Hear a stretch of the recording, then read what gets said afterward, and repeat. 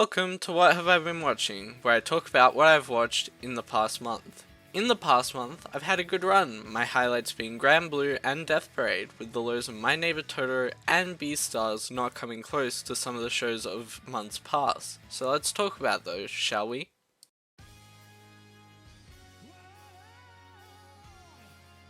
That intro, my god. Death Parade is an amazing show with the concept being fairly unique among what I've watched so far. The characters are amazing, with all of them being introduced in such a unique way. The idea of sorting between a heaven and a hell is fun, pushing people to their limits and seeing their worst.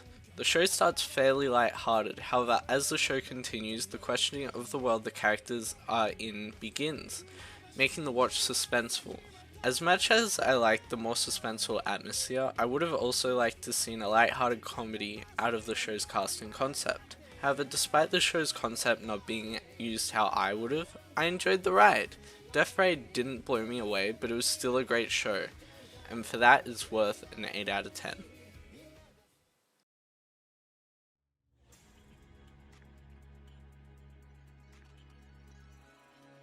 My Neighbor Totoro is exactly what it says it is, a family who lives next to Totoro.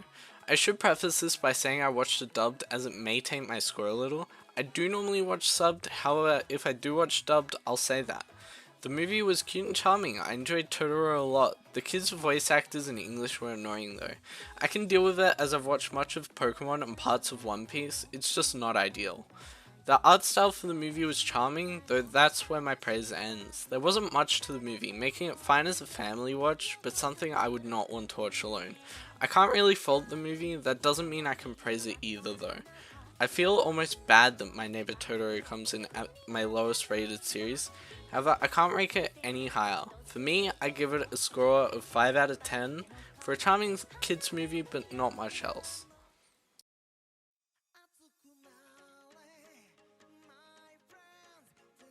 Going from a kids movie to the complete opposite of that, Granblue or Granblue Dreaming, the show's English title, follows a Granblue diving shop with it also being a school club that main character Iori gets roped into. The show is a real dude show, with many scenes that I think would get me demonetized, despite the censorship. I actually enjoyed the show quite a lot, from the show's catchy opening to the characters. The diving club has a big drinking culture around it too. As an Australian, it represents a lot of what you see on our TV about our country, with the drinking culture being a big part of that, minus the lack of clothes. I find it interesting how many times Iori gets screwed over, which is consistent from the beginning, with the diving club life being a bit unexpected.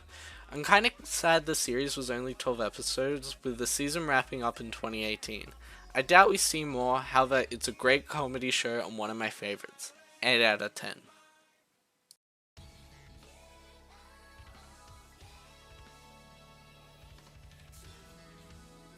I honestly don't have much to say about The Devil's Part-Timer. I think maybe it's because I chose not to pay much attention to the show, or the elongated time it took to finish the show as I wasn't watching alone. I don't think the show's bad, it has great characters and a unique premise in the isekai hell that we all seem to find ourselves in. A good sense of comedy too, but I just don't find the show aligning with my taste, and for that it gets a 7 out of 10.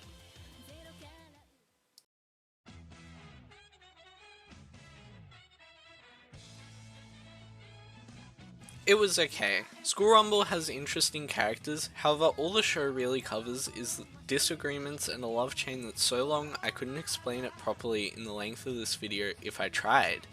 Which is fine for a comedy, though if it was the only anime show that I was watching at a time, I doubt I'd see it through. Looking past that, I did enjoy the main cast of 4.5 characters. They were all completely different, and creating issues within the love chain, which was changing the outcomes for each of the characters. The show has definitely aged, and with age your flaws become more apparent, so I rated School Rumble at a 7 out of 10.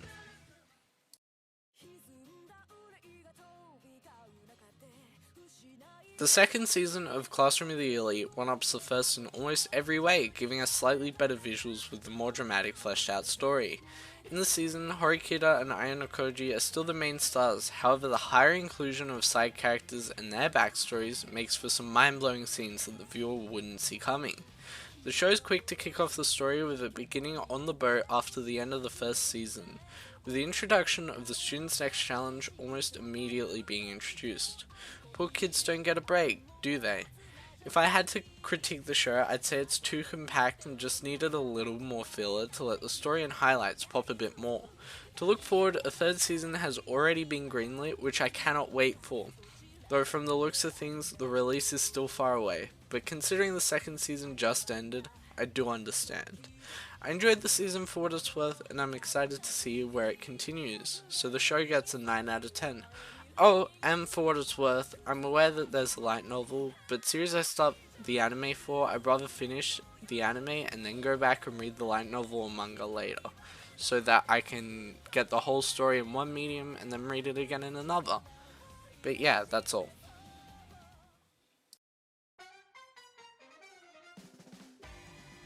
Beastars, or at least the first season, was alright. I think just something about the show had me not as on board. The plot is about herbivores and carnivores trying to live simultaneously. This is shown in two ways: the disarray of the world through the killings, and the friendship between the species, headlined by protagonists Legoshi and Haru. The show goes into the minds of each of these characters and is a quality show. However, as I alluded to earlier, I could not get into it. I kinda want to finish the show. However, that is mostly due to the second season opening being one of my favorite songs. To rate it, I give Beastars a 7 out of 10.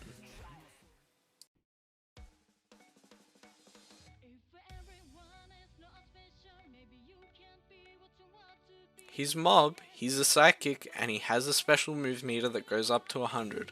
Mob Psycho makes good use of its characters and some fairly different ideas. The only exception to this was Mob's mentor, which actively made me want to put a gun to his head. However, besides that, you see a lot of the world and secondary characters, as well as an A-B plot, with the A plot featuring Mob's life, and the B plot looking at his jealous brother. Overall, the show had some really high highs and avoided going too low. I think that the show just needed more seasons to flesh the plot out more, which, considering Mob Psycho's on its third season airing right now, it definitely did that. For my score, it's an 8 out of 10.